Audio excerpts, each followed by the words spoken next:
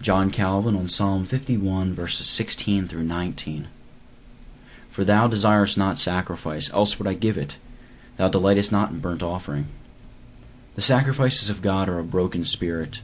A broken and a contrite heart, O God, thou wilt not despise. Do good in thy good pleasure unto Zion. Build thou the walls of Jerusalem.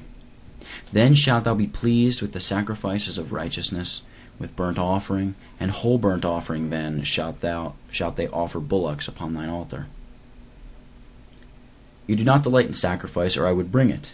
You do not take pleasure in burnt offerings.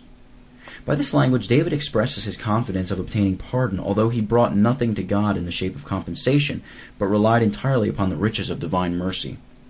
He confesses that he comes to God both poor and needy, but is persuaded that this will not prevent the success of his suit, because God attaches no importance to sacrifice. It is so that God has enjoined the observance of sacrifice, and David was far from neglecting it.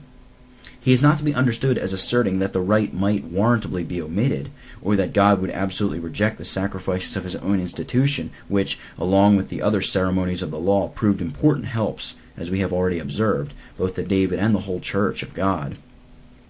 He speaks of them as observed by the proud and the ignorant, under an impression of meriting the divine favor. Diligent as he was, therefore, in the practice of sacrifice, resting his whole dependence upon the satisfaction of Christ, who atoned for the sins of the world, he could yet honestly declare that he brought nothing to God in the shape of compensation, and that he trusted entirely to a gratuitous reconciliation. The sacrifices of God are a broken spirit, a broken and a contrite heart, O God, you will not despise.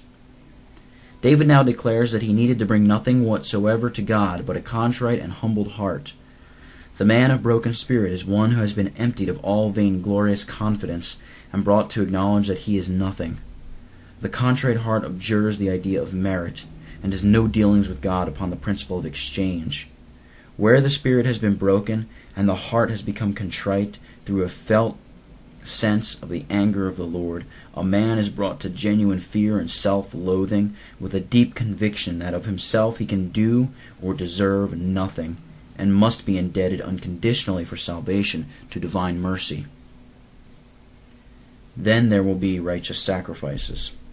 David has declared sacrifices to be of no value when considered in themselves, but now he acknowledges them to be acceptable to God when viewed as expressions or symbols of faith, penitence, and thanksgiving. He calls them distinctly sacrifices of righteousness, right, warrantable, and such as are offered in strict accordance with the commandment of God.